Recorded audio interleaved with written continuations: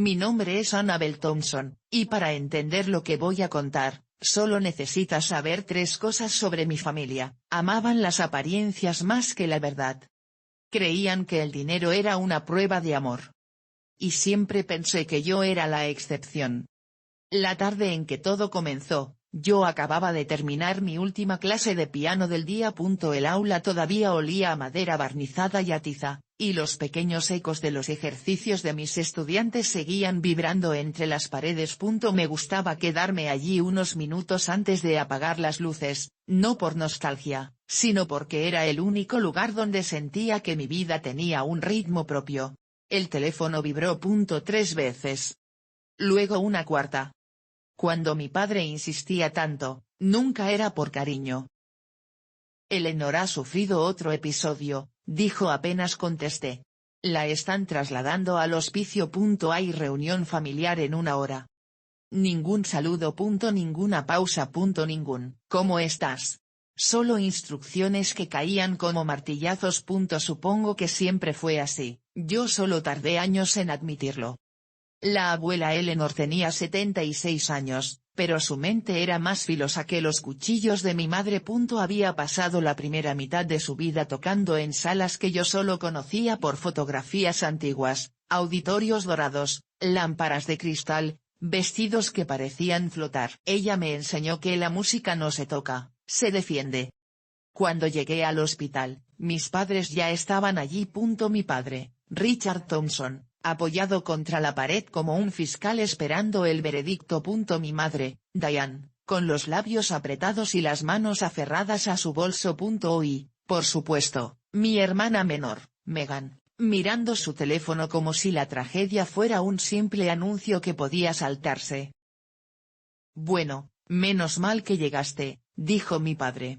Tenemos que organizar quién visitará a mamá. Diane y yo tenemos la empresa, y Megan está en una fase importante con Daniel. Así que, lo lógico es que tú te encargues. No preguntó si quería. No pidió mi opinión. Solo asumió que yo era la pieza más barata de mover. Está bien, respondí. Yo quiero estar con ella. Útil por fin, murmuró mi madre, lo suficientemente bajo para fingir que no quería que lo escuchara. No respondí. Con el tiempo aprendí que en mi familia, defenderse era considerado una falta de educación. La habitación del hospicio olía a lavanda, y libros viejos. Se decía que la abuela exigía que así oliera. No pienso morir oliendo a desinfectante, había asegurado una vez. Y nadie se atrevió a contradecirla. Cuando entré, abrió los ojos y sonrió. Llegaste, Annabel, dijo. Pensé que tardarías más. Me acerqué a tomar su mano. Sus dedos eran largos y delgados, dedos de pianista, aunque ya no tenían fuerza. La abuela me miró como quien estudia una partitura antes de tocarla. Tengo miedo, confesé. No de que mueras, sino de lo que pase después. Ella rió con un hilo de voz. Los vivos siempre temen más que los muertos. Después guardó silencio unos segundos, como si eligiera cuidadosamente cada palabra antes de decirla. Annabel, hay algo que debes saber. El piano. Mi Steinway. Te pertenece. Se lo dije a todos hace meses. Nunca lo olvides. Yo asentí, aunque todavía no entendía el peso real de esa promesa. En ese momento, pensé que hablaba de música. Pero el piano no era solo un instrumento. Era herencia. Y en mi familia, la herencia siempre fue una forma de guerra. Lo que no sabía entonces era que la batalla ya había comenzado, y que yo era la única que aún no estaba al tanto. Siempre creí que las familias se rompían de repente, con gritos, platos rotos y puertas que se azotan. Pero la mía no. La mía se rompió en silencio, con decisiones pequeñas que parecían inofensivas y que, con los años, se volvieron irreversibles. Por ejemplo, cuando yo tenía 10 años, la abuela me enseñó a tocar el piano. Me sentaba frente al Steinway de 1892 y decía: respira. La música no necesita prisa, necesita intención.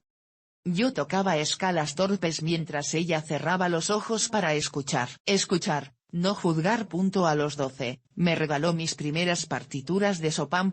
A los 14, me dejó tocar durante su pequeña gala privada del aniversario del conservatorio. Fue la primera vez que sentí que existía para alguien.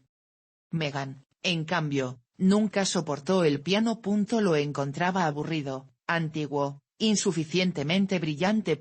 Si la abuela trataba de enseñarle, ella hacía sonar las teclas al azar, como si destruir pudiera ser una forma de entender. Y aún así, Meghan siempre fue la favorita. No porque fuera mejor, sino porque era útil. Sabía impresionar, sabía posar, sabía encajar como un pendiente nuevo en el vestuario social de mi madre. Yo era una melodía, Meghan era una marca. Y las marcas venden mejor. Cuando la abuela fue trasladada al hospicio, la familia no preguntó cómo estaba ella. Preguntaron qué iba a pasar con sus cosas. Pero nadie lo dijo en voz alta, porque mi familia aprendió hace mucho que la avaricia se vuelve más elegante cuando se disfraza de preocupación. La primera semana en el hospicio fue tranquila. Yo iba todos los días después del trabajo. Tocaba un poco para ella en un teclado pequeño que una enfermera simpática me dejaba usar. La abuela escuchaba con los ojos cerrados, como si cada nota fuera un recuerdo.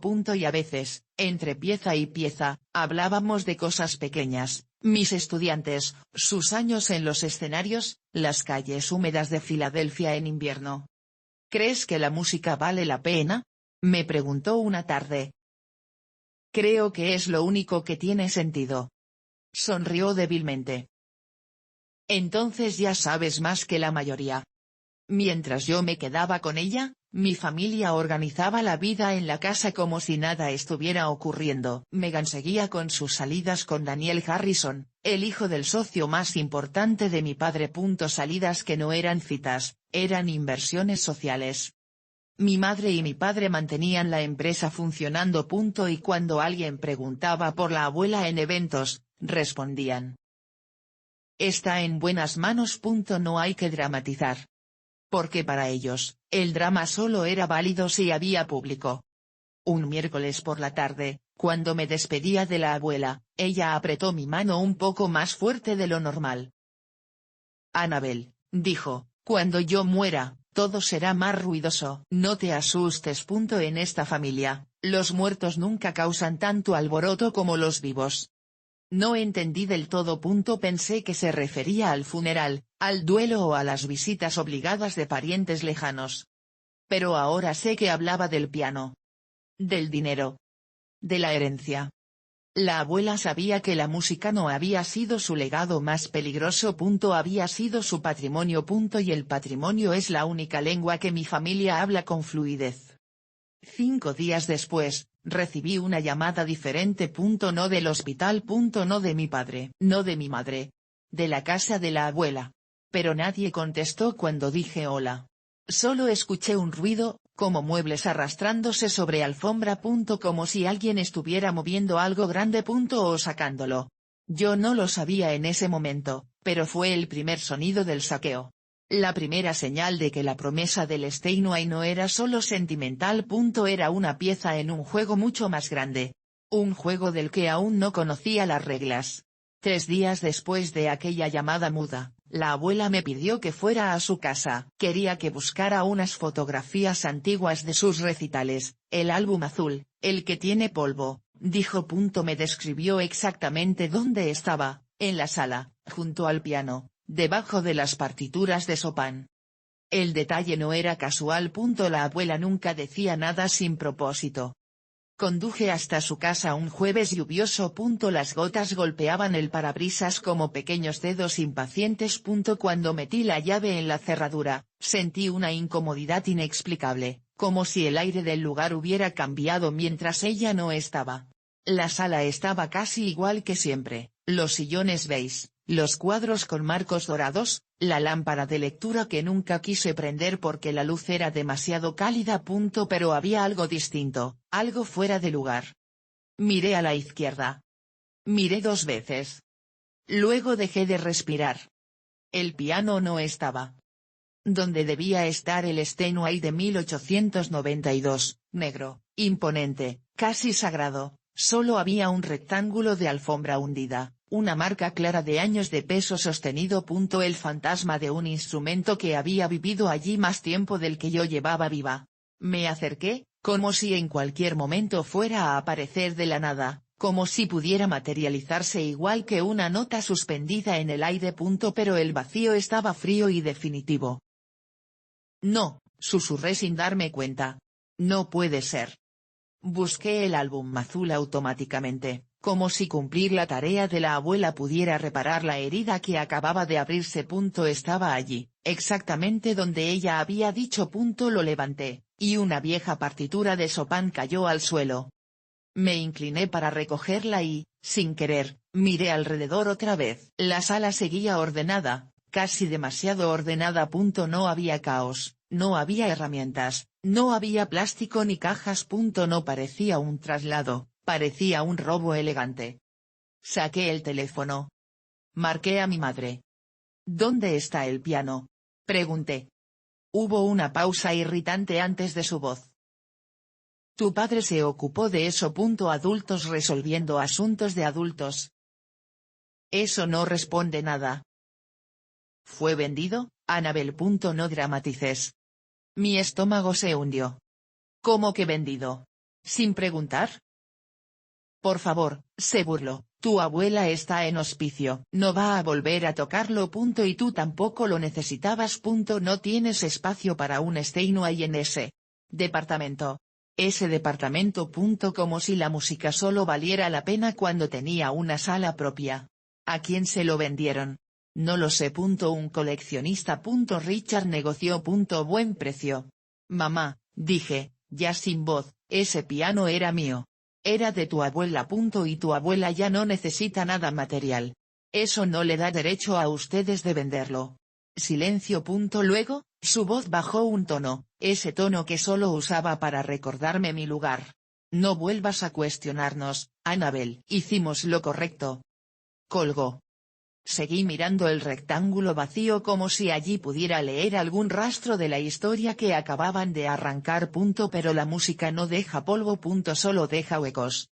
El sonido de la lluvia contra las ventanas se mezclaba por una sensación antigua, la de saber que en mi familia, lo que era mío nunca me pertenecía del todo. Yo era la heredera de un instrumento, pero no del poder que lo rodeaba. Tomé el álbum azul, cerré las luces y salí de la casa. En el camino al hospicio, pensé en lo que la abuela había dicho días antes, los vivos temen más que los muertos. Yo todavía no sabía de qué debía tener miedo. Pero ya no podía fingir que no había guerra. Llegué a la casa de mis padres empapada, y temblando. No sabía si era por la lluvia o por la rabia. Toqué el timbre una sola vez, la puerta se abrió al instante, como si estuvieran esperando algo que no era precisamente a mí. Mi padre sostenía un vaso de whisky. No sé si era el primero o el tercero, pero sí sé que no era el último. Si vienes por el piano, dijo, no tenemos que repetir la conversación. No la hemos tenido, respondí. Su rostro no mostró sorpresa, mostró molestia. Mi padre no temía al conflicto, le aburría. Mi madre apareció detrás de él, impecable a pesar de ser jueves por la tarde. Para ella, estar bien arreglada no era vanidad, era defensa. No hagas esto, dijo. No delante de tu padre.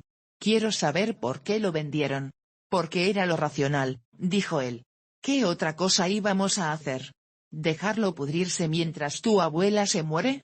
Quise contestar algo, pero en ese momento escuchamos un sonido metálico desde la entrada trasera. Mi hermana Megan apareció con una llave en la mano, sonriendo con ese brillo vacío que solo tiene quien nunca ha sido cuestionado. Llegó, canturreó. ¿Quieren verlo? No esperó respuesta. Hizo un gesto exagerado para que la siguiéramos. Salimos al jardín delantero, todavía húmedo por la lluvia. Allí estaba, un Mercedes plateado, con la pintura reluciente y un moño rojo sobre el capó. Un brillo perfecto para una vida que se compra por cuotas sociales. ¿Qué les parece?, preguntó Megan, girando la llave entre los dedos. Daniel dice que me queda increíble. Yo no podía hablar. No porque no supiera qué decir, sino porque el aire parecía haberse solidificado entre mis costillas. ¿Con qué dinero?, pregunté finalmente, mirando a mis padres. Mi padre ni siquiera se molestó en responder. Fue mi madre. Con el dinero del piano, obviamente. Obviamente. Como si fuera la conclusión lógica del universo. Como si el piano hubiera nacido para financiar la vanidad de mi hermana. Era mío, dije. Abuela me lo prometió. A todos. Ustedes estaban allí. Megan rió, con esa risa que siempre sonaba más a desprecio que a diversión. Por favor, Ana. Las promesas sentimentales no pagan la vida adulta. Un Mercedes sí. Mi garganta ardía. No tenían derecho. Claro que sí, respondió mi padre. Soy el hijo de Eleanor. Yo administro lo suyo. Lo tuyo, querrás decir, corrigió Megan, golpeándole el brazo con complicidad. Pisos, piano, dinero, todo. Es lo mínimo después de tantos años. Mi madre me miró con paciencia falsa.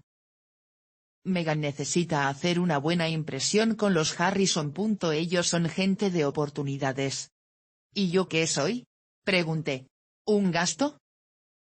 Eres una profesora de música, dijo mi madre. No necesitas un Steinway para enseñar escalas. No lloré. No porque fuera fuerte, sino porque sabía que en esa casa el llanto solo servía como espectáculo. ¿Abuela lo sabe? Pregunté. Ahí sí se hizo un silencio real. Mi padre tragó un sorbo de whisky. Mi madre cruzó los brazos. Megan se encogió de hombros. No hace falta que lo sepa, dijo mi madre. Está en hospicio. Hay que evitarle estrés. Esa frase me perforó más que cualquiera otra. Lo que quieren evitar, dije, es que lo saque de la herencia. La expresión de mi madre se fracturó durante un solo segundo, suficiente para confirmar que había tocado el nervio. Si le dices algo, dijo en voz baja, y le pasa algo por la impresión. Será culpa tuya. No nuestra. Ese fue el arma. No dinero. No poder. Culpa. Siempre usaron la culpa para convertir el silencio en obediencia. Pero esa vez, algo dentro de mí se rehusó a obedecer. No dije nada. No hice una escena. Solo me di la vuelta, entré bajo la lluvia y me fui. Para mis padres, esa salida fue una derrota. Para mí, fue declaración de guerra. No dormí esa noche ni un minuto. El departamento estaba tan silencioso que podía escuchar mi respiración rebotando en las paredes, como si yo fuera una intrusa en mi propia vida. Caminé de un lado a otro, incapaz de sentarme, incapaz de pensar en algo que no fuera el piano desaparecido, el Mercedes plateado, y la frase que mi madre había lanzado como una sentencia. Si le dices algo y le pasa algo, será culpa tuya. La culpa siempre fue el idioma oficial de mi familia. No lo hablaban a gritos. Lo hablaban en susurros. Y los susurros, cuando se clavan, duelen mucho más que los gritos. Me serví un té que no bebí. Abrí mi cuaderno donde guardaba partituras. Una hoja doblada se desprendió, y cayó al piso. Era una foto vieja de la abuela y yo frente al piano, yo con apenas 12 años, mirando las teclas como si fueran un idioma que quería aprender para entenderla a ella. La abuela sonreía. Una sonrisa pequeña, casi privada, como si la música fuera un secreto compartido. No pude evitar preguntarme, ¿qué pensaría si supiera lo que habían hecho? La respuesta me golpeó como una nota discordante. Ya lo sabía. No el acto exacto, no el Mercedes, no los $95.000, pero sí el mecanismo. Por eso se había asegurado de dejar claro que el piano era mío. Por eso lo dijo en voz alta, frente a todos, meses antes. No fue sentimentalismo. Fue protección. Mi familia nunca pensó que la abuela pudiera prever algo. Creían que la edad te vuelve blando. No sabían que a veces la edad te convierte en cuchillo. A las 3 de la mañana, me senté en el sofá con las luces apagadas. Miré el reloj. Las horas se estaban convirtiendo en razones, y las razones, en decisiones. Había dos caminos. Camino 1. Obedecer. Callar. No decirle nada a la abuela. Proteger la fragilidad que mi familia decía que tenía. Proteger su paz. Aunque la paz no fuera para ella, sino para ellos. Camino 2, decir la verdad. Romper el acuerdo tácito de silencio. Arriesgar que me culparan. Arriesgar que la abuela se rompiera. Arriesgar que mi familia me odiara aún más. Miré la foto. Miré mi departamento. Miré mis manos. Y por primera vez, pensé algo que me dio miedo admitir. Nadie nunca me había protegido, excepto ella. No fue mi madre. No fue mi padre. No fue mi hermana. Fue la abuela. Con música, con palabras, con paciencia. Con esa manera de mirar que hacía que el mundo no pareciera tan hostil. Me pregunté qué era peor. ¿Dejarla morir en una mentira? ¿O dejarla vivir en una verdad dolorosa? A las 5 de la mañana, todavía sin dormir, me puse el abrigo y salí. Conduje hacia el hospicio en silencio. Ni música puse. A veces, el silencio también es partitura. El cielo comenzaba a aclararse cuando llegué. El pasillo estaba vacío. Las enfermeras susurraban como si la muerte fuera una invitada que podía despertarse si levantaban la voz. Toqué la puerta de la habitación. «Pasa», dijo la abuela antes de que yo siquiera la abriera. Como si me hubiera estado esperando. Me acerqué. Tenía los ojos abiertos. Claros. Firmes. Presentes. «¿No dormiste?», observó. Negué con la cabeza.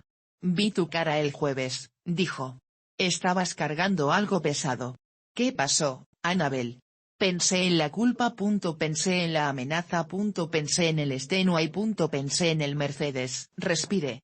Y por primera vez desde que era niña, elegí decir la verdad. No porque fuera fácil, sino porque alguien tenía que tocar la nota correcta antes de que la canción terminara. No sabía por dónde empezar.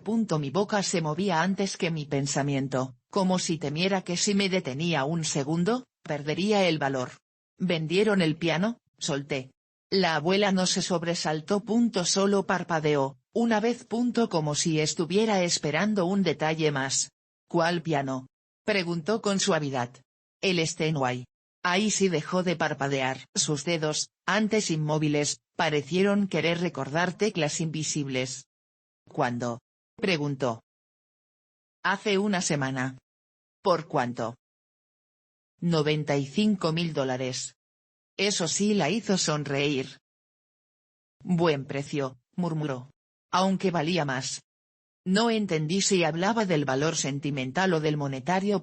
Tal vez hablaba de ambos. Con la abuela, esos dos mundos casi siempre estaban unidos. Me senté en la silla junto a su cama. Mis manos temblaban, así que las escondí entre mis piernas. «Lo vendieron para comprarle un Mercedes a Meghan. Dicen que lo necesita para impresionar a la familia Harrison». La abuela cerró los ojos por un momento. No con dolor. Con reconocimiento. «Siempre les importó más impresionar que amar», dijo. No había reproche en su voz. Había historia. Y yo, tragué saliva. «Yo no sabía si debía contarte. Mamá dijo que si te lo decía y te afectaba. Y algo te pasaba. Sería mi culpa». La abuela abrió los ojos y me miró directamente. «Ah. Culpa».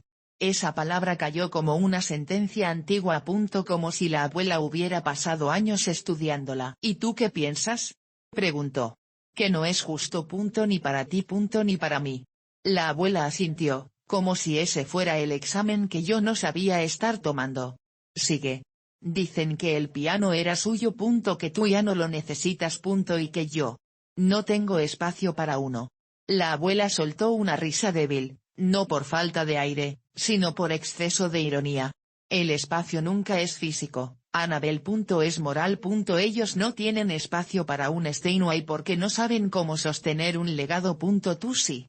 No supe qué responder a eso. La abuela era la única capaz de convertirme en una persona mejor simplemente describiendo mis heridas. Entonces preguntó la única cosa que temía.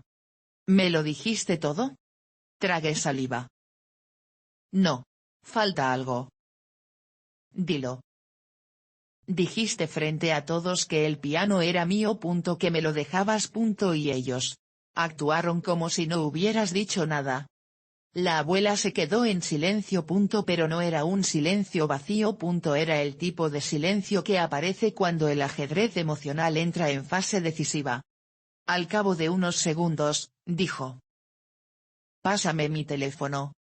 Se lo entregué. Lo sostuvo con la calma de quien ha manejado cosas mucho más pesadas que un objeto de plástico. Buscó un contacto con el dedo. Lo encontró. Marcó. Puso el altavoz. Sonaron 3 tonos. «¿Eleanor?», dijo una voz masculina, grave y cargada de experiencia. «Harold», dijo la abuela. «Es hora». Hubo un silencio corto pero significativo. «¿Cuándo?». «El domingo», respondió ella. «En la fiesta de Diane». «¿Entendido?», dijo él. «Prepararé todo». Colgó. Yo no podía moverme. «¿Quién es Harold?». «Mi abogado», respondió simplemente. «Y la persona más paciente que conozco después de Chopin». «¿Para qué lo llamaste?». La abuela me miró igual que cuando yo tenía 9 años, y me empeñaba en tocar un nocturno antes de saber siquiera leer una clave. «Para que no muera la música», dijo. «Para que no muera la justicia. Y para que no mueras tú bajo el peso del silencio». Después cerró los ojos, no por cansancio, sino por triunfo. Fue entonces cuando entendí que la abuela no estaba enferma. O no solo enferma. La abuela estaba preparada. Y yo. Todavía no sabía las reglas del juego que estaba a punto de comenzar. Los días entre la llamada a Harold y la fiesta de cumpleaños de mi madre se sintieron como un tramo de carretera antes de un precipicio. No había señales, no había barandas, solo la sensación de que algo importante iba a suceder y que nadie podría frenarlo. El viernes fui a ver a la abuela. La encontré despierta, sentada parcialmente en la cama con un cojín detrás de la espalda. La enfermera me explicó que la habían ayudado a incorporarse porque Eleanor pidió parecer más viva que nunca. Ese era su estilo, incluso al borde del final, ella seguía coreografiando la escena. «¿Lista para el domingo?», me preguntó. «No sé qué se supone que va a pasar». «Eso es lo mejor», respondió. «Las sorpresas siempre revelan quién es quién». Me quedé allí un rato. No hablamos del piano, ni del Mercedes, ni de la herencia. Hablamos de flores. La abuela dijo que la lavanda siempre le había recordado a la libertad. No entendí entonces lo que quería decir. Ahora sí. El sábado por la noche, recibí un mensaje de Megan. «No llegues tarde mañana. Hay gente importante». Ni un hola. Ni un gracias. Ni una disculpa tácita. Solo instrucciones, como si yo fuera parte del mobiliario. No respondí. En lugar de eso, abrí mi closet. No era una fiesta para mí, pero tenía que elegir algo que no me hiciera sentir invisible. Elegí un vestido azul oscuro, sencillo pero elegante, y los pendientes de perlas que la abuela me regaló cuando cumplí 21 años. No pude evitar un pensamiento absurdo: si el piano estuviera aquí, sabría qué tocar para este momento. Algo tenso, algo melancólico, algo que preludiara un desastre hermoso. El domingo amaneció con un sol limpio, casi ofensivo. La casa de mi abuela, que mis padres utilizaban como si fuera propia, estaba decorada como un catálogo: velas que nadie iba a encender, servilletas de lino que nadie apreciaría, flores que serían olvidadas en una bolsa de basura al final del día. Había unas 30 personas, socios de mi padre, conocidos sociales de mi madre, vecinos que fingían afecto, y por supuesto, la familia Harrison. Daniel estaba allí, impecable como siempre, con su traje gris y su sonrisa de «aún no decido quién eres, pero ya asumí que vales menos que yo». A su lado, su padre, el verdadero premio, conversaba con mi padre sobre inversiones y oportunidades. Pero la casa tenía un silencio subterráneo, una vibración que solo yo parecía percibir. La abuela no estaba. No físicamente. Pero su presencia dominaba el espacio más que cualquier invitado. Me acerqué al salón donde solía estar el Steinway. Alguien había puesto una planta de interior enorme en el lugar, una planta intentando ocupar el lugar que ocupaba la música. Nada más triste que eso. «Ana», dijo una voz detrás de mí. «Estás muy seria». Era Megan. Vestido rojo, tacones altos, maquillaje impecable, como si fuera la anfitriona. Tal vez lo era. «Estaba recordando», respondí. «No arruines el día», dijo. Mamá necesita que todo salga perfecto. Hay demasiada gente importante mirando. Eso era todo para ella, gente que mira. El horror no era ser injusto, el horror era ser visto siendo injusto. Mi madre hizo un brindis al mediodía. El discurso fue genérico: años, familia, salud, gratitud. Ni una sola palabra sobre la abuela, dueña de la casa donde estábamos. Como si ya fuera un fantasma que resultaba incómodo mencionar.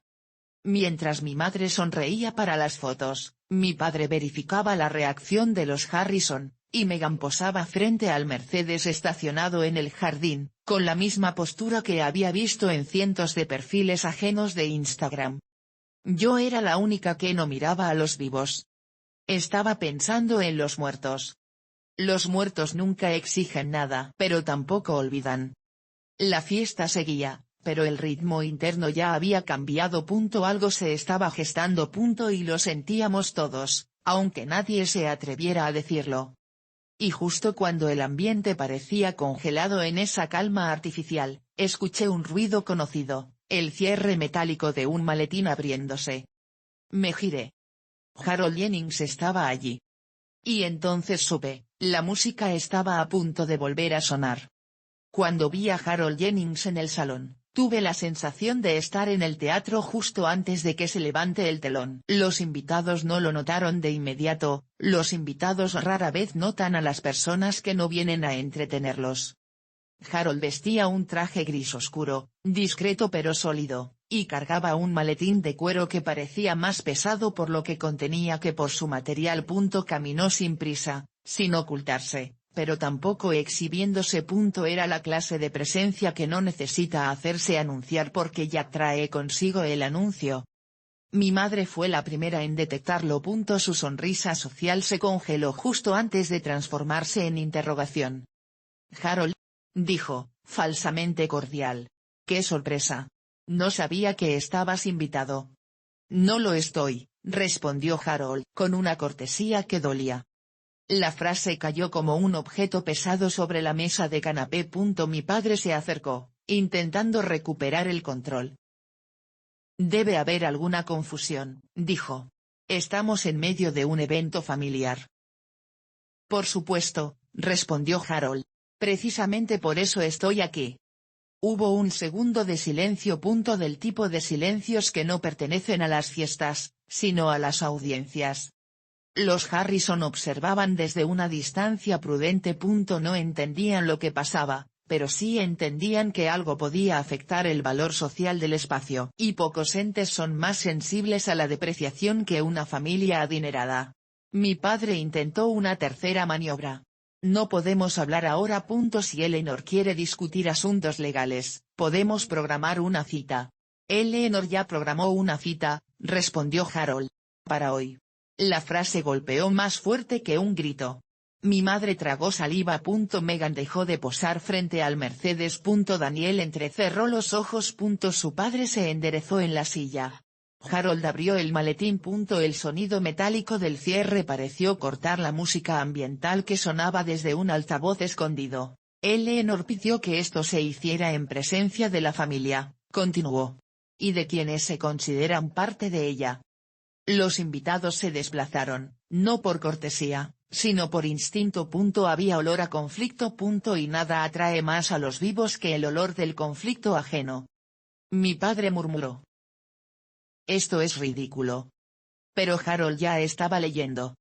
Yo, Eleanor Whitmore, en plena lucidez mental y emocional, comenzó. Declaro que los rumores sobre mi deterioro cognitivo son falsos, y producto de la impaciencia de otros por administrar lo que no les pertenece. Mi madre inhaló bruscamente. Eso no prueba nada, dijo. Harold levantó la vista. Lo sé, respondió. Pero este documento sí. Sacó el primer papel. Lo colocó sobre la mesa del comedor, justo entre el pastel de cumpleaños y la cubertería plateada. Los detalles legales se veían fríos bajo las luces cálidas. El título de propiedad de esta casa. Varias cabezas se giraron. La casa. La casa que mis padres presumían como símbolo de estabilidad. La casa que los Harrison conocían como la casa de los Thompson. De acuerdo a los registros, continuó Harold, esta propiedad no ha sido transferida a Richard Thompson ni a Diane Thompson. Su dueña sigue siendo Eleanor Whitmore. Los murmullos no tardaron. No era un escándalo emocional. Era un escándalo financiero. Y eso en aquel círculo social era mucho peor. Mi padre abrió la boca. Eso es un tecnicismo. Harold lo miró como solo mira a alguien que ha visto a demasiados hombres intentar vender tecnicismos como verdades. Los tecnicismos, dijo, son la diferencia entre propiedad y ocupación. Megan miraba a la casa como si la hubiera visto por primera vez. Daniel observaba a su padre, calculando. Los Harrison ya no estaban en modo fiesta. Estaban en modo auditoría. La abuela no estaba allí físicamente.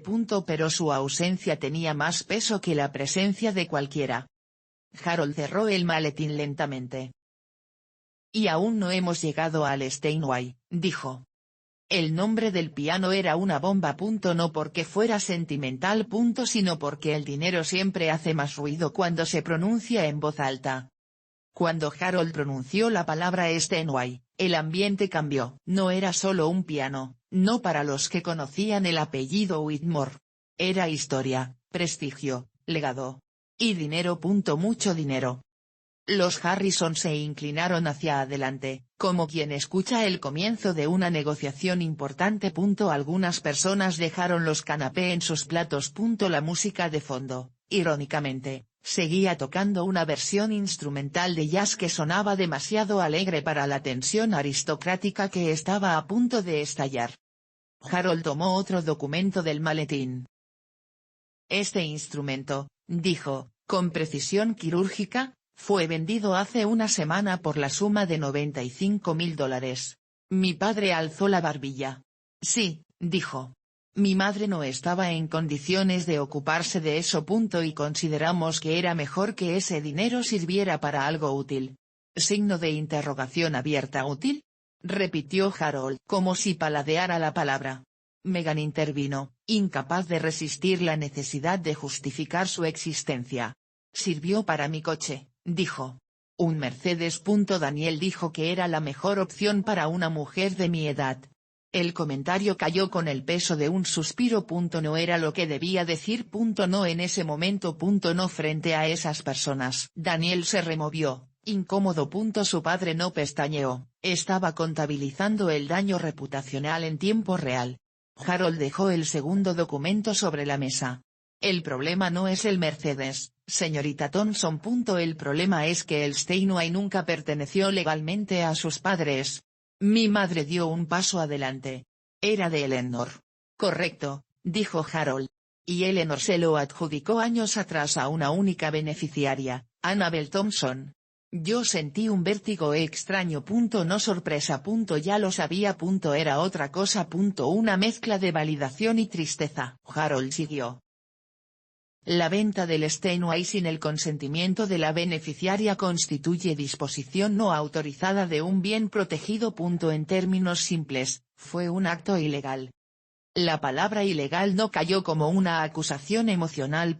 Cayó como una amenaza financiera. Allí, la moral es negociable. La ley, menos. Mi padre trató de recuperar terreno. Annabel no tiene medios para mantener un instrumento así. No tiene espacio, no tiene nivel, no tiene.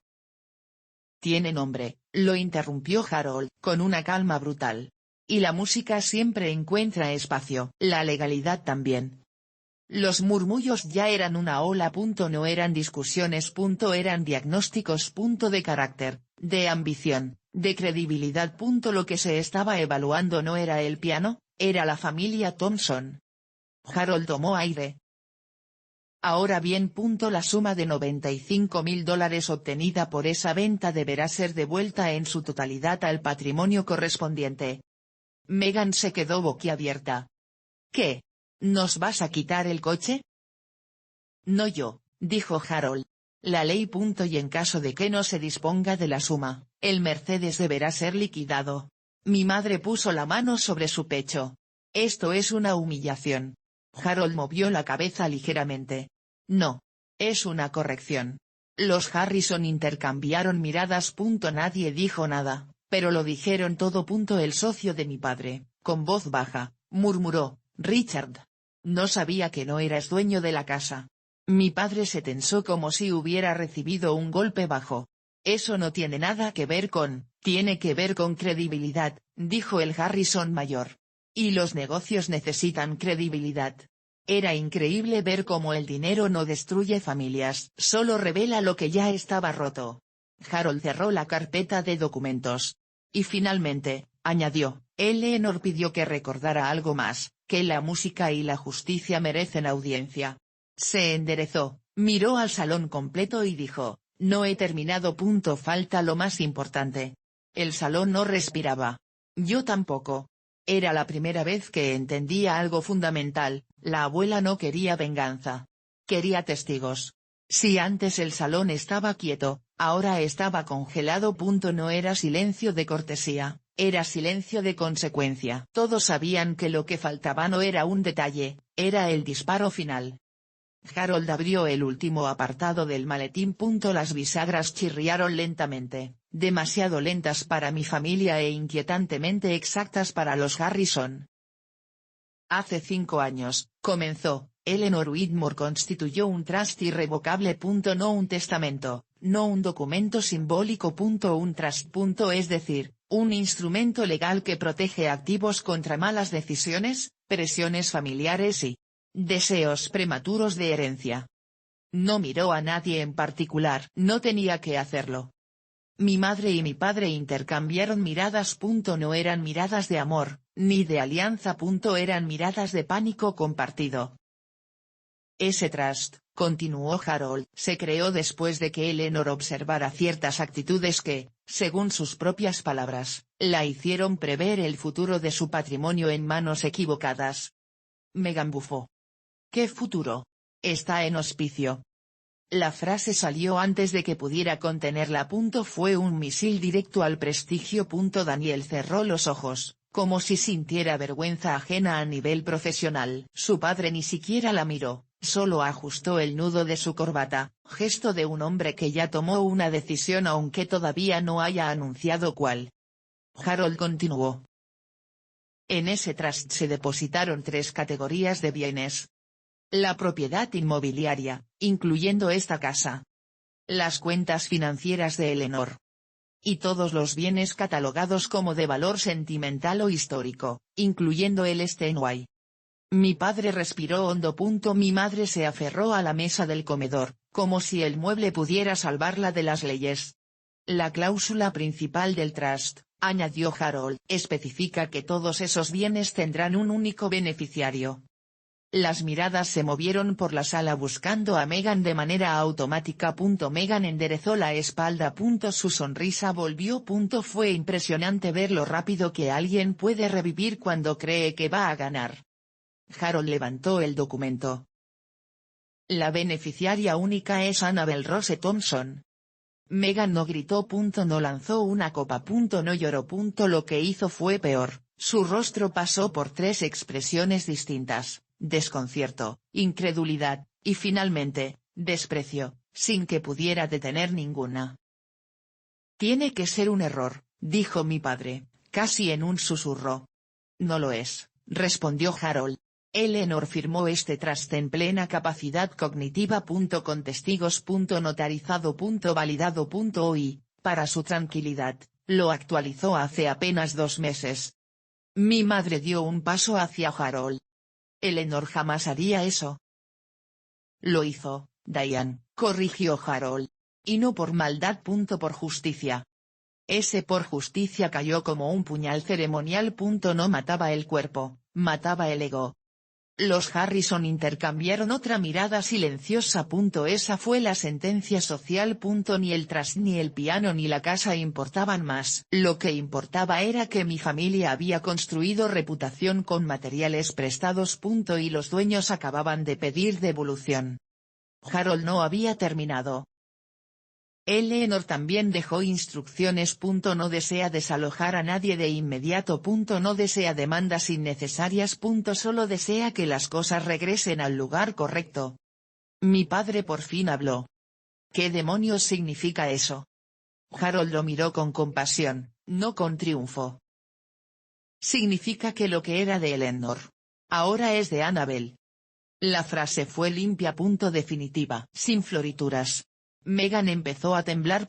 No por frío. Por la primera vez en su vida probablemente sintió que no era la elegida. Mi madre apretó los dientes hasta que su mandíbula crujió. «¿Ella no puede manejar esto?», dijo señalándome. «No tiene experiencia». Harold respondió con el tipo de frase que solo puede decir alguien que ha observado el teatro humano durante décadas: «El problema no es si Annabel puede. El problema es que ustedes asumieron que nunca lo haría». Yo no dije nada. No porque no tuviera palabras, sino porque sabía que todavía faltaba una pieza. La pieza que siempre falta en las tragedias familiares. La presencia del muerto en vida. Y justo entonces, el timbre sonó. La puerta se abrió. Y la abuela Eleanor entró. Cuando la puerta se abrió, el mundo se detuvo. La abuela no debía estar allí. No físicamente. No caminando. No vestida. No mirando. Y, sin embargo, estaba. Entró apoyada en un bastón de madera oscura, el cabello recogido en un moño pristino. Vestía un abrigo gris perla que parecía recién planchado. Detrás de ella iba la enfermera del hospicio, empujando discretamente una silla de ruedas por si la necesitaba. Eleanor caminaba, no porque pudiera, sino porque quería que la vieran caminar. Los invitados tardaron 3 segundos en reaccionar. 3 segundos de puro shock. 3 segundos que parecieron una eternidad. Mi padre fue el primero en decir algo. «Mamá, ¿qué haces aquí? No deberías». «Estoy muriendo, Richard», respondió Eleanor, no muerta. No levantó la voz. No necesitó hacerlo. La enfermera la ayudó a sentarse en un sillón cercano al maletín de Harold. Eleanor respiró hondo, y solo entonces se fijó en mí. Sonrió apenas, con ese gesto diminuto que siempre usó para decir: «Estoy contigo, aunque aún no entiendas cómo». «Veo que Harold ha empezado sin mí», dijo. «Siguiendo tus instrucciones», respondió él. Mi madre tragó saliva. «Esto es una locura», dijo. «Podrías haberte lastimado. ¿Quién permitió que te sacaran del hospicio?» «Yo misma», dijo Eleanor. «No sabía que necesitaba permiso para asistir al funeral de mi propio piano». Hubo un murmullo general. No era risa. Era reconocimiento. Megan se adelantó, con el rostro crispado por el desconcierto. «¿De verdad hiciste todo esto para quitarme un coche?» Eleanor la miró durante varios segundos. «¿En serio? En silencio. Como si analizara si valía la pena responder. «No. Lo hice para devolverte la realidad», respondió. «Un coche puede comprarse. La realidad no». Daniel bajó la mirada. Los Harrison entendieron la lección más rápido que los Thompson. Mi padre, incapaz de aceptar la derrota, levantó la voz. «No tenías derecho a hacer esto a tus propios hijos». Eleanor frunció el ceño, no con enojo, sino con algo mucho peor: decepción. «Yo no les hice nada. Fuiste tú quien se hizo esto», dijo. «Yo te di una casa para vivir. No una casa para presumir. Te di un piano para la familia, no para venderlo. Te di una herencia para cuidarla, no para gastarla». Mi madre intervino.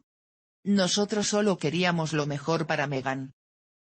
«Y mientras querían lo mejor para Megan», respondió Eleanor, «nunca se preguntaron qué necesitaba Annabel.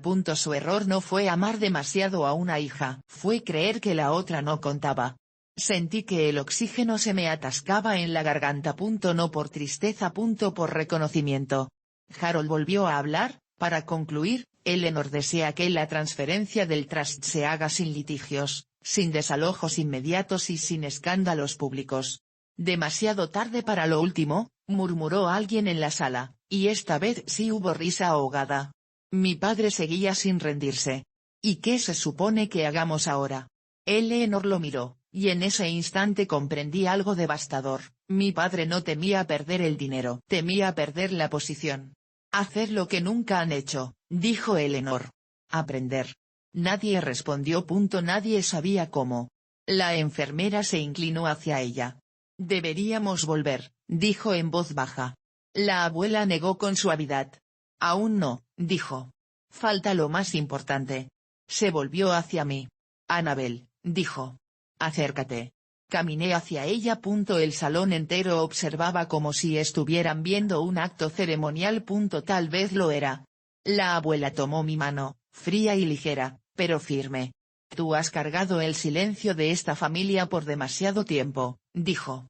Yo solo estoy devolviendo un poco del peso. Luego, levantó la vista hacia el salón completo. He traído a todos ustedes aquí no para castigarlos, sino para que Annabelle deje de vivir invisiblemente. Nunca antes un elogio había sonado tanto a sentencia. No había gritos. No había golpes. No había histeria. Pero ese día, en esa casa, lo que murió no fue una mujer. Lo que murió fue el mito familiar. No hubo aplausos. No hubo brindis. No hubo siquiera un intento de cerrar la fiesta con cortesía. Después de las palabras de la abuela, el aire de la casa cambió, pesado, húmedo, casi táctil, como si la mentira hubiera tenido un olor propio, y recién ahora alguien hubiera abierto una ventana. Los invitados comenzaron a moverse en pequeños grupos. No hablaban en voz alta, hablaban en susurros que pretendían ser respetuosos, pero que eran mucho más crueles por su suavidad. Los Harrison fueron los primeros en anunciar su retirada. Daniel se acercó a Meghan, pero no la tocó. Ni siquiera intentó fingir cercanía para la foto social. Fue interesante, dijo. Ella esperó más. Una explicación. Una defensa. Una disculpa. Cualquier cosa. Pero nada llegó. Los Harrison se marcharon. Y con ellos se marchó la única razón por la que el Mercedes existía. Mi madre, consciente de lo que estaba perdiendo, corrió tras ellos. James, dijo, por favor, no malinterpretes. No hay nada que interpretar, respondió el padre de Daniel, con una frialdad que solo pueden dominar los hombres que entienden el valor del prestigio. Solo prefiero no invertir en inestabilidad. Mi madre palideció. No por la frase, sino por lo que implicaba. Sin inversión. Sin alianza. Sin futuro. Los demás invitados siguieron el ejemplo. En el mundo de la élite, no hace falta hundir un barco, basta con dejar de remar. En menos de 20 minutos, la casa estaba casi vacía. El pastel seguía intacto. Las flores seguían frescas. La decoración seguía perfecta. Pero la fiesta estaba muerta. La enfermera se acercó a Eleanor. Ahora sí deberíamos volver. La abuela asintió, cansada pero satisfecha. Mi padre bloqueó el pasillo para impedirlo. No te puedes ir así, dijo, con la voz temblando. Somos familia. Eleanor lo miró como si la palabra familia le resultara ajena. La familia no se define por la sangre, Richard. Se define por la lealtad. Mi madre se unió al ataque, pero ya no tenía armas. Solo tenía miedo. ¿Por qué, Eleanor? ¿Por qué humillarnos así? La abuela suspiró. No los humillé. Solo los hice visibles. Ustedes hicieron el resto. Luego, se volvió hacia mí. Vamos. Acompañé a la enfermera mientras la ayudaba a sentarse en la silla de ruedas. Sus piernas temblaban un poco, pero sus manos estaban firmes. La abuela siempre fue más manos que piernas. Más acción que desplazamiento. Mi madre me detuvo antes de cruzar la puerta. ¿Estás satisfecha? Escupió. ¿Era esto lo que querías? La pregunta no era justa, pero nunca lo fueron. No, respondí. No quería nada de esto. Pero ya era hora de que algo cambiara. Ella abrió la boca para responder, pero no encontró palabras. Las palabras siempre habían sido su arma favorita. Ese día se le acabaron. Mi padre no habló. Y ese fue su castigo. Ayudé a subir a la abuela a la ambulancia. La enfermera se acomodó a su lado. Antes de cerrar la puerta, Eleanor tomó mi mano por última vez ese día. Nunca quise destruir a nadie, dijo. Solo quería que te vieran. La puerta se cerró. El vehículo se alejó. La casa quedó atrás. Caminé hasta mi auto. El Mercedes estaba todavía en el jardín, brillando bajo el sol pálido de invierno. Un monumento al error, al favoritismo y al dinero mal entendido. Por un segundo pensé en tocarlo, como quien toca un objeto de un museo que representa una época que ya pasó, pero no lo hice. Encendí el motor. Conduje hacia el hospicio. Y allí, en ese trayecto silencioso, entendí que la fiesta no había sido una celebración. Había sido un juicio. Y lo más sorprendente no era quién había ganado, sino quién había finalmente sido vista. El hospicio estaba tranquilo cuando llegamos. La enfermera empujaba la silla de ruedas de la abuela con la suavidad de quien entiende que no se empuja un cuerpo, se empuja una historia. Yo caminaba al lado, en silencio, porque algunas victorias no se celebran, se contemplan. La abuela pidió que la dejaran en el jardín interior. Un lugar pequeño, rodeado de árboles jóvenes y flores que parecían demasiado vivas para convivir con la muerte. Las enfermeras la acomodaron en una manta y nos dejaron solas. ¿Cómo te sientes?, pregunté. Libre, respondió. No usó la palabra con dramatismo. La usó con precisión. Como un músico que coloca una nota exacta en un compás exacto. Pensé que te cansaría. Estoy cansada, dijo. Pero no exhausta. El cansancio del cuerpo lo entiendo. El agotamiento del alma. Ese ya no lo cargo. Miró hacia los árboles. ¿Viste cómo reaccionaron?, preguntó, refiriéndose a mis padres y a los invitados. Sí. El dinero siempre muestra el carácter, dijo. La música también. Pero la música lo hace con elegancia. Sonreí. Era tan Eleanor. Aún muriendo, seguía enseñando. ¿Alguna vez te arrepentiste de algo?, pregunté. De no haber actuado antes, respondió sin dudar. De haber permitido que tu padre confundiera herencia con derecho. Y que tu madre confundiera amor con estatus. Y que Megan confundiera valor con halagos. ¿Y yo?, pregunté, casi sin querer. La abuela me miró. No con ternura. Con reconocimiento. Tú confundiste silencio con paz, dijo. Pero ya no. Me quedé quieta. Esa frase no solo era un análisis. Era una absolución. Nos quedamos en silencio un rato. Un silencio bueno. De esos que no hieren. Finalmente, la abuela suspiró. Las familias creen que las herencias son dinero. Pero las herencias verdaderas son hábitos. Yo les dejé la costumbre de pretender. A ti. Te dejé la costumbre de escuchar. ¿Y el piano?, sonrió. El piano era la forma más bonita de decirte que valías algo. Sentí las lágrimas acumulándose detrás de los ojos, pero no las dejé salir. La abuela merecía claridad, no desbordamientos. ¿Qué crees que hará mamá ahora?, pregunté. Lo que siempre hace, dijo. Negociar. Buscar un nuevo círculo que no conozca su caída. Los frágiles no se rompen. Se mudan. ¿Y papá? Papá seguirá sin comprender lo que pasó. La ignorancia no siempre es falta de inteligencia, Annabel. A veces es falta de imaginación. Y luego dijo lo que menos esperaba, no los odies. Parpadeé. No lo hago. Solo estoy cansada. Exacto, dijo. El odio es trabajo. El cansancio es la verdad.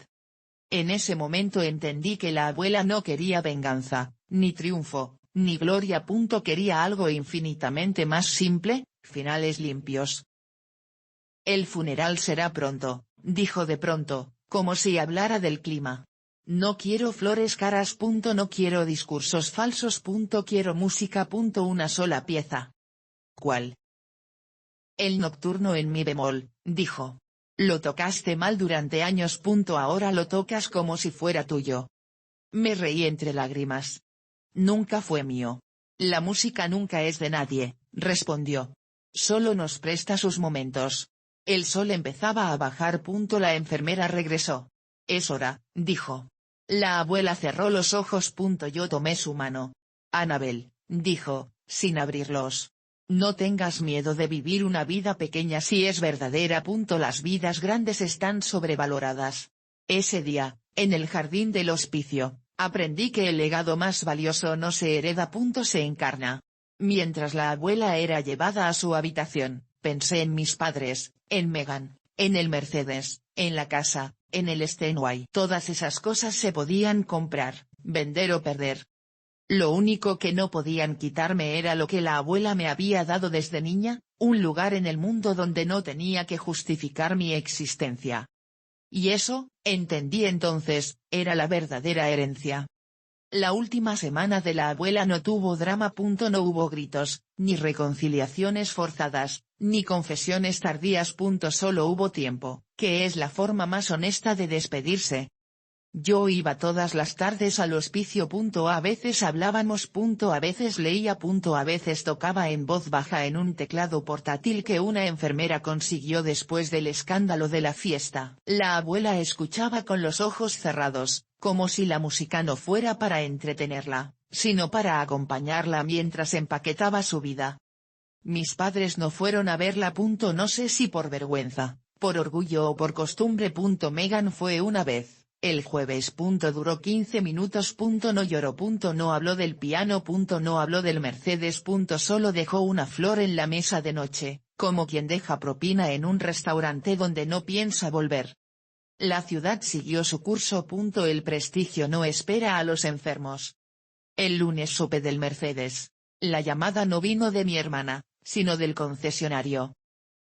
Estamos procesando la devolución, dijo el vendedor. Su familia insistió en que era urgente. No pregunté detalles. No me interesaba el modelo, ni la depreciación, ni la humillación. Lo único que pensé fue, la ficción siempre termina más rápido que la realidad. Ese mismo día, el socio de mi padre, el señor Harrison, anunció oficialmente que retiraba la inversión. No lo hizo con escándalo. Lo hizo con un correo breve y quirúrgico. La gente elegante nunca grita cuando abandona, simplemente desaparece. La empresa de mi padre sobrevivió, pero reducida, pequeña, amputada. Mi madre dejó el club social, y se unió a otro donde nadie la conocía. No era exilio. Era estrategia. Nadie me llamó. Y yo tampoco llamé a nadie. La distancia, por fin, no dolía. La abuela murió un miércoles al amanecer. La enfermera me llamó a las 6:12. Se fue tranquila, dijo. Sin miedo. Me senté en la cama con el teléfono aún en la mano. No lloré. No porque no quisiera, sino porque algunas muertes no son una tragedia, son una liberación. El funeral fue pequeño. No por falta de amor, sino por decisión. La abuela había dejado instrucciones claras. Nada ostentoso, nada teatral, nada que pareciera un pago moral. Solo música. Aunt Margaret vino con lágrimas discretas, y un pañuelo de encaje. Mis padres llegaron tarde, vestidos de negro impecable, como si estuvieran en una ópera, y no en un adiós. Megan no vino. Demasiado emocionalmente agotada, dijo en un mensaje que no merecía respuesta. Había un piano vertical viejo en la iglesia. No un Steinway, no un Yamaha. Un instrumento común, desgastado, de teclas amarillentas. Me senté, y toqué el nocturno en mi bemol. No para impresionar. No para consolar. Solo porque la abuela lo había pedido y yo nunca le decía que no. Mientras tocaba, pensé en la primera vez que golpeé esas mismas notas con 11 años, y en cómo la abuela me dijo que la música no se toca con los dedos, sino con la respiración. Respiré. Y toqué. Y el mundo se acomodó un poco más. Cuando terminé, nadie aplaudió. Nadie debía hacerlo. La música no fue una actuación, fue una conversación con quien ya no estaba. Después, el sacerdote dijo algunas palabras sencillas. Nada sentimental. Nada exagerado. La abuela habría aprobado. Cuando salimos, el sol brillaba con una falta de respeto hermosa. Las flores olían a jardín, no a duelo. La vida seguía sin disculparse. Y por primera vez, entendí que eso era correcto. En el estacionamiento, mis padres se quedaron mirando el suelo, como si buscaran algo que no podían recuperar. No el dinero. No la casa. No el piano. El poder. Yo me despedí sin rituales ni promesas. No nos debíamos nada. Esa tarde, cuando regresé a mi departamento, me senté frente al teclado portátil del hospicio, y apoyé los dedos en las teclas. No toqué nada. Solo escuché el silencio. El silencio de una vida que, por fin, me pertenecía. Después del funeral, la casa quedó vacía. No vacía de muebles, ni de objetos, ni de recuerdos. Vacía de expectativas. Por primera vez en años, la casa de mi abuela no era escenario de nada. No había acuerdos, no había alianzas, no había espectadores. El trust se ejecutó sin batalla. Harold se encargó de todos los papeles. Mis padres no intentaron pelearlo. No podían. No porque les faltara dinero, sino porque les faltaban argumentos. Y, a veces, la derrota verdadera es cuando te quedas sin frases que te justifiquen. Me mudé un viernes por la mañana. Solo llevaba 4 cajas, ropa, partituras, un par de libros y el teclado portátil del hospicio. El resto estaba allí, intacto, como si la casa hubiera estado esperando la vida que realmente le correspondía. Entrar fue extraño. No olía a lavanda, pero tampoco olía a desinfectante. Tenía un olor que no recordaba, el de la posibilidad. Recorrí la sala. Toqué lentamente la huella rectangular que había dejado el Steinway. Era un vacío visible, una especie de cicatriz en la alfombra. En otro contexto, habría sido una herida. En ese momento, era un recordatorio. Esa primera noche dormí en la habitación de invitados. No porque no quisiera usar la cama principal, sino porque me parecía irrespetuoso hacerlo demasiado pronto. Dormí profundamente. El duelo, cuando es limpio, no pesa. Libera. 2 semanas después, fui a buscar el piano. No uno antiguo, no uno de museo, no uno de orquesta. Un Yamaha gran negro, elegante, firme, amable. No reemplazaba al Steinway. No tenía que hacerlo. Lo que yo necesitaba no era un símbolo del pasado, sino un instrumento del presente. Cuando lo instalaron en el mismo rincón donde había estado el Steinway, algo encajó dentro de mí. No fue emoción. Fue estructura. Tocaba por las tardes, con la ventana abierta. A veces Chopin. A veces improvisaciones que no tenían sentido musical, pero tenían sentido emocional. El piano me devolvía sonidos que no eran virtuosos, pero eran míos. Mis padres no vinieron a verme. No llamaron. No enviaron mensaje. No pidieron explicaciones. La distancia ya no era un conflicto, era un acuerdo tácito. Y algunos acuerdos son más saludables que los abrazos falsos. Pensé que así terminaría todo. Pero el tercer domingo, Megan llamó. No supe si contestar. La llamada se sintió como un timbre en mitad de una pieza musical. Descolocado. Incómodo. Innecesario y, sin embargo, inevitable. Contesté en el cuarto timbre. Ana, dijo. Su voz sonaba distinta. No rota. No arrepentida. Solo humana. ¿Qué necesitas? Pregunté sin dureza. Hablar, respondió. No para pedir nada. Solo hablar. La invité a pasar al día siguiente. No por cortesía, sino porque el rencor nunca me había sentado bien. Megan llegó puntual. Vestía jeans y una camiseta sencilla, sin maquillaje, sin tacones. Me sorprendió más eso que cualquier disculpa. Entró, miró la sala, miró la cicatriz de la alfombra y luego el piano nuevo. No sabía que habías comprado uno, dijo. No sabía que vendrían a buscar el otro, respondí. No lo dije para herir. Lo dije para recordar la verdad.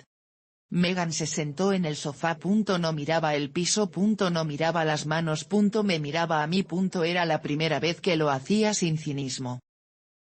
Creí que el mundo giraba alrededor de lo que yo quería, dijo. Y cuando perdí el coche, creí que había perdido todo. Pero resulta que no tenía nada. No dije nada. Algunas confesiones necesitan eco, no respuesta. Sé que no merezco que me escuches, continuó. Pero estoy intentando ser menos Megan. Me reí un poco. Tal vez solo necesites ser tú. Se quedó pensando. La música de la casa era el silencio. Un silencio diferente al de la infancia. Un silencio sano. Cuando se levantó para irse, me miró con timidez. ¿Puedo volver otro día? Asentí. Cuando quieras. Cuando cerró la puerta, no sentí victoria. Sentí espacio. El espacio que nunca tuve. El espacio que la abuela me dejó como herencia verdadera. Porque al final, no heredé una casa, ni cuentas, ni un piano. Heredé un lugar donde cabía mi voz. Megan volvió 2 veces más. La primera vez hablamos del Mercedes, pero no del coche, del símbolo. La segunda vez hablamos de la abuela. De cómo ella nos veía mejor de lo que nos veíamos nosotras mismas. La tercera vez ya no hablamos de nada. Solo escuchó mientras yo tocaba, y eso, en mi familia, era lo más cercano a intimidad. No hubo abrazos. No hubo perdón teatral. No hubo discursos. Nos bastó con coexistir sin competir. Fue suficiente. Mis padres tardaron más. Un miércoles, recibí una carta. No manuscrita. Mi madre jamás entregaría algo tan vulnerable, sino impresa. Mi padre firmó al final, pero era evidente que cada palabra la había elegido ella. La carta no pedía disculpas. Pedía explicación. No entendemos por qué Eleanor eligió humillarnos públicamente. La línea me hizo sonreír. Era fascinante, podían comprender la pérdida, el dinero, el coche, la casa, incluso el trust. Lo único que no podían comprender era el motivo. Los Thompson siempre habían sido expertos en ganar. Nunca aprendieron a ver. No respondí. No desde el enojo. Desde la claridad. Había emprendido una vida donde ya no necesitaba justificarme. Pasaron 2 meses desde el funeral. La rutina se acomodó como un mueble nuevo. Despertar. Café. Clases de piano. Práctica personal. Paseo corto. Lectura. Música. Silencio. No era una vida espectacular. No era una vida extraordinaria. Era una vida mía. La casa empezó a cambiar también. Las flores del jardín sobrevivieron al invierno. El olor a lavanda volvió, no porque alguien lo ordenara, sino porque alguien lo merecía. Quité la planta absurda que mis padres habían puesto en el hueco del Steinway. No reemplacé el espacio con muebles. Dejé el hueco. Algunos vacíos se respetan. El piano Yamaha ocupaba el salón con un equilibrio elegante. No competía con nada. No intentaba ser un símbolo. Solo era un instrumento para tocar. Y eso lo hacía perfecto. Un sábado al anochecer, mientras el sol se despedía por las ventanas, toqué el nocturno que la abuela había pedido. No para ella. Para mí. Por primera vez, no sonó a homenaje. Sonó a presente. Unas semanas después, Harold pasó por la casa. Tenía papeles del trust para que firmara. Mientras revisaba las carpetas, levantó la vista. Eleanor estaría orgullosa, dijo. Lo sé, respondí. A su manera, siempre lo estuvo. No por la herencia, aclaró. Por el silencio. Lo miré, confundida. Hay personas que heredan dinero. Otras heredan problemas. Tú heredaste espacio. Eso es más difícil de administrar. No supe qué contestar. Harold rara vez hablaba en metáforas. Las metáforas, al parecer, eran solo para pianistas y abuelas moribundas. Firmé los documentos. Él guardó todo en su maletín, como quien cierra un capítulo. Antes de irse, se detuvo en el marco de la puerta. ¿Sabes por qué Eleanor eligió la fiesta? ¿Para exponerlos? No, dijo. Para que tu historia empezara con testigos. La puerta se cerró. Yo me quedé pensando en esa frase mucho tiempo. Quizás la abuela sabía que una vida invisible no es una vida pequeña. Es una vida no contada. Una mañana de verano, llegó el verdadero final. No hubo conflicto. No hubo revelación. No hubo lágrimas.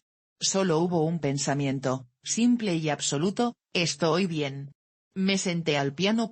Miré mis manos. Miré el jardín.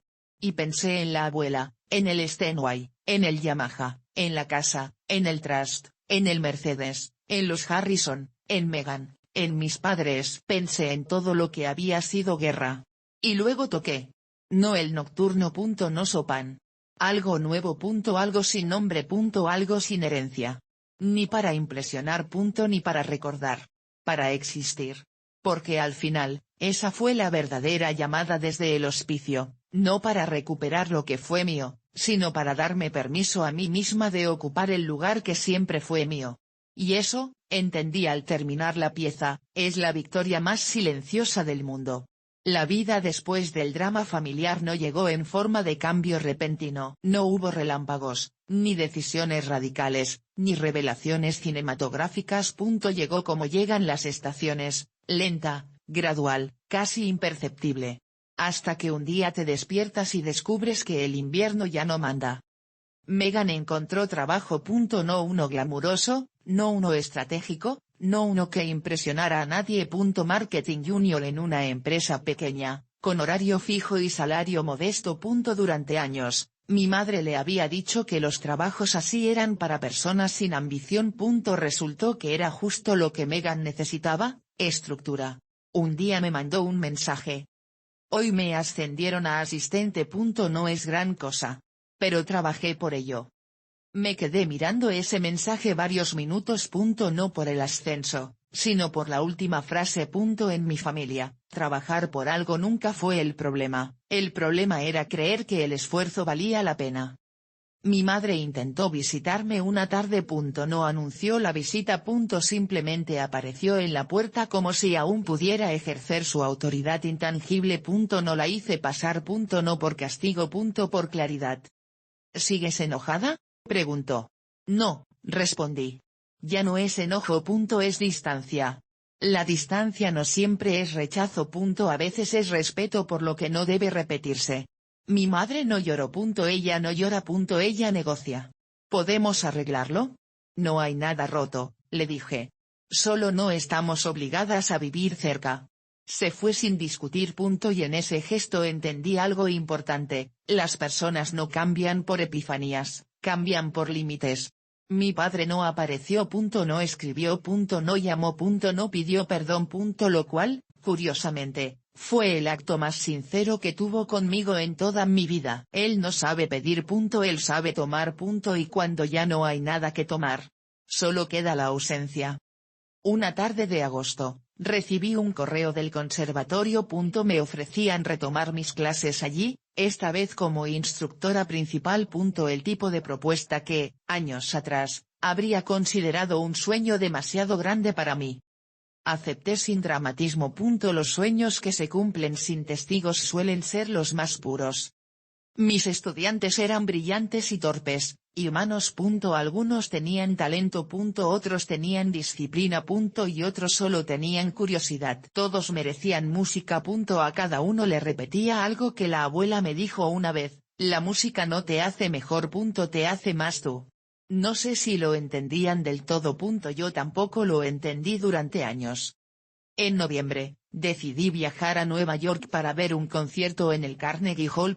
No por nostalgia. Por impulso. Me senté en una butaca altísima desde donde el pianista parecía una figura diminuta, pero la música lo hacía gigantesco. Cuando terminó, el público aplaudió de pie. Yo no me levanté. No por indiferencia, sino porque estaba ocupada pensando en lo que no se ve: la práctica, la disciplina, la soledad, el silencio. Entendí entonces que la historia de mi abuela no fue la historia de un patrimonio. Fue la historia de un oficio. Un oficio que no se hereda con dinero. Se hereda con tiempo. De regreso a casa, me encontré con una carta esperándome en el buzón. No tenía remitente, pero reconocí la letra de Meghan de inmediato. Dentro había una foto, nosotras dos, cuando éramos niñas, frente al Steinway. Yo sonriendo. Ella bostezando. Las dos sin saber lo que vendría. Detrás escribió solo una línea: gracias por dejarme volver antes de saber cómo. Doblé la carta y la guardé en el cajón donde guardo las partituras que no toco pero que tampoco tiro. Esa noche, mientras tocaba una pieza sencilla, no Chopin, no Bach, solo notas, me di cuenta de algo que nunca había puesto en palabras: el piano nunca fue el conflicto. El dinero nunca fue la guerra. La casa nunca fue el premio. La verdadera batalla fue ser vista. Y la victoria fue seguir existiendo. No brillantemente, no heroicamente. Solo plenamente. Y eso, descubrí, es suficiente. Los meses siguientes pasaron sin sobresaltos. No hubo nuevas traiciones, no hubo cartas escondidas, No hubo abogados en la puerta. Era extraño. Mi vida había pasado tanto tiempo girando alrededor de conflictos ajenos que me costaba aceptar una existencia sin terremotos. Pero el silencio, cuando no está asociado al miedo, se vuelve un lugar habitable. Un domingo, decidí organizar la biblioteca de la abuela. No por obligación. Por curiosidad. Libros de música, biografías de compositores, ensayos sobre estética y un par de novelas que nunca imaginé que hubiera leído. Entre ellos encontré una carpeta delgada, con recortes amarillentos de periódicos. Artículos sobre conciertos suyos en los años 60 y 70. Las fotografías eran hermosas. Abuela de joven, con vestidos elegantes y el cabello recogido. Sonreía, pero no para el público. Sonreía para sí misma. Como si la música no fuera un oficio, sino una lengua materna. En el fondo de la carpeta había una hoja doblada 3 veces. La abrí con cuidado. Era una partitura manuscrita. No tenía título. Solo un nombre al pie de página: Eleanor V. Whitmore. No supe si era una composición propia o un fragmento nunca publicado. Lo llevé al piano. Las notas no tenían la perfección de Chopin ni la claridad de Mozart. Tenían algo distinto: honestidad. Mientras la tocaba, entendí algo que debería haber entendido desde el principio: la abuela nunca quiso que yo heredara un piano. Quiso que heredara una vida que no tuviera que justificarse. Megan vino a cenar ese viernes. Trajo una botella de vino barato, y una actitud sin defensas. Cociné pasta con lo que había en la despensa. No hubo conversación profunda. No hacía falta. A veces el amor no se expresa con explicaciones, sino con presencia. Cuando se fue, me dejó un abrazo torpe. No era un intento de reconciliación. Era un intento de existir sin máscaras. Lo acepté. Mis padres no volvieron a intentar contacto. No dejaron flores. No enviaron regalos. No pidieron perdón. Y yo tampoco pedí el cierre que nunca llegó. Aprendí que el cierre no siempre viene en forma de diálogo. A veces viene en forma de indiferencia pacífica. Los vi una vez desde lejos, en el supermercado. No me vieron. Caminaban juntos, organizando su lista como si manejaran aún un imperio doméstico. Tenían canas nuevas, arrugas nuevas, silencios nuevos. Ya no eran el centro de nada. No supe si sentir compasión o alivio. Tal vez ambos.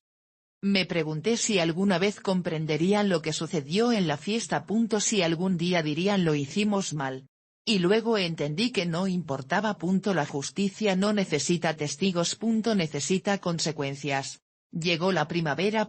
Las flores en el jardín se abrieron con una precisión casi musical. Podaba las plantas como quien edita una frase, cortando lo que sobra, cuidando lo que sostiene la armonía. A veces, en las tardes, niños del vecindario escuchaban mi piano desde la calle. No golpeaban la puerta. No pedían clases. Solo se quedaban unos minutos, quietos, como si el sonido los atrapara. Ese fue el momento en el que descubrí que el legado de la abuela no era el que imaginé. No era el Steinway. No era la casa. No era el trust. No era el escándalo. Era la continuidad. Un oficio que pasa de una generación a otra, no por obligación, sino porque la vida insiste en conservar lo que tiene sentido. Un día, mientras afinaba una escala, pensé en la llamada desde el hospicio. La famosa llamada. La llamada que deshizo un sistema familiar entero en 7 palabras. Todos recordaban esa escena: la humillación, la revelación, la caída, pero pocos entendían la intención. La abuela no llamó para castigar a mis padres. Llamó para liberar la historia de su propio círculo vicioso. Porque el verdadero triunfo nunca fue quitarles la casa.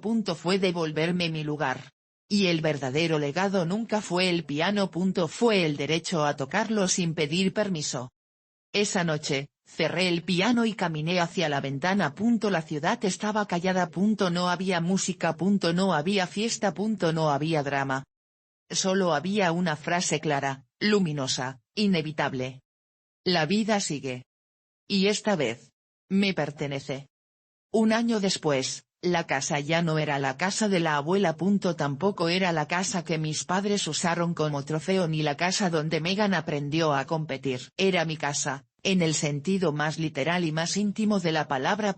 No porque fuera mía legalmente, eso había ocurrido meses atrás, sino porque finalmente era mía narrativamente.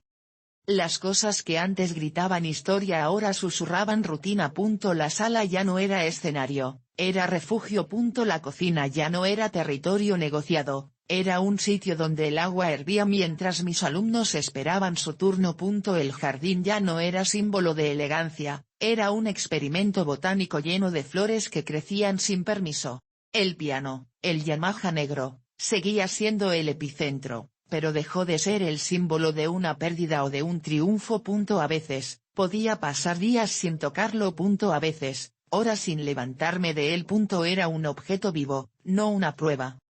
Megan también cambió. No radicalmente, no en estilo de película, no como quien despierta una mañana con una epifanía perfecta. Cambió lentamente, como los árboles que pierden las hojas en otoño sin hacer ruido. Un día, me envió una foto desde el transporte público. No del paisaje, no de ella, de un libro. Un libro de música básica para principiantes. No sé si soy buena, escribió. Pero quiero aprender algo que no tenga nada que ver con mamá. Sonreí. Aprender algo que no te dé prestigio sino placer. Eso es madurez disfrazada de hobby. La invité a tocar. No con el piano, sino con el teclado portátil. El grande aún imponía respeto.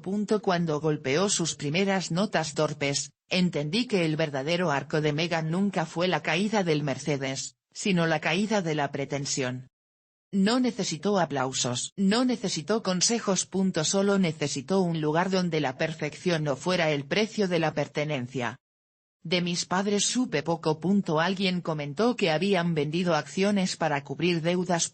Alguien más dijo que mi madre había vuelto a un club social más modesto. No sé si era cierto. Tampoco pregunté. La última vez que los vi fue por azar. Una tarde de primavera, caminaban por el parque, cada uno con un café en la mano. No discutían. No sonreían. No representaban nada para nadie. Se habían convertido, finalmente, en gente común. Y entendí entonces que ese era su castigo perfecto. No la humillación pública. No la pérdida del dinero. No la devolución del coche. La normalidad. Ellos temían la vida común más que cualquier derrota. No me vieron. Pasaron de largo. Y yo descubrí que el perdón, a veces, es simplemente no necesitar ser visto. En octubre, el conservatorio me invitó a un pequeño recital. No para competir, no para audicionar. Para enseñar.